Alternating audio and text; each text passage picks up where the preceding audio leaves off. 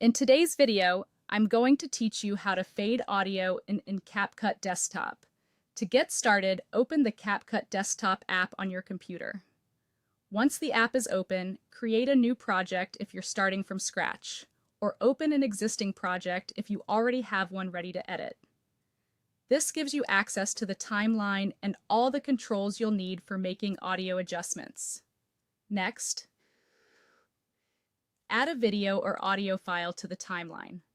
You can work with a video clip that already contains sound or with a separate audio file if that's what you want to edit. Once the file is on the timeline, click the clip so CapCut knows exactly which piece of media you want to modify. This is important because the settings on the right side will update based on the clip you have selected. Now look over to the panel on the right side of the screen. This is where CapCut displays the editable properties for your selected clip. Click the Audio tab to open the sound-related settings. After that, make sure the Basic section is selected, since that's where the fade controls are typically located. Within this section, locate the Fade In setting. This is the control that lets you gradually bring the audio up from silence at the beginning of the clip.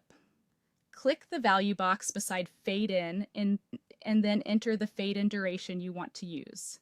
If you prefer, you can also use the adjustment controls to increase or decrease the value more precisely. A shorter duration creates a quicker rise in volume, while a longer duration gives you a smoother and more gradual start.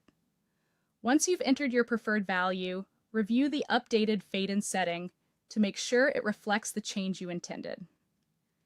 Then click the play button to preview the clip. As it plays, listen carefully to the beginning of the audio. You should hear the sound start softly and then gradually increase in volume instead of beginning abruptly. If the effect feels too fast or too slow, go back and adjust the fade-in duration until it sounds right for your project. This part is worth taking a moment to fine-tune, especially if you're trying to create a polished intro or a more professional transition into your audio. When you're satisfied with the result, confirm that the fade-in effect has been successfully applied. And that's how to fade audio in CapCut Desktop.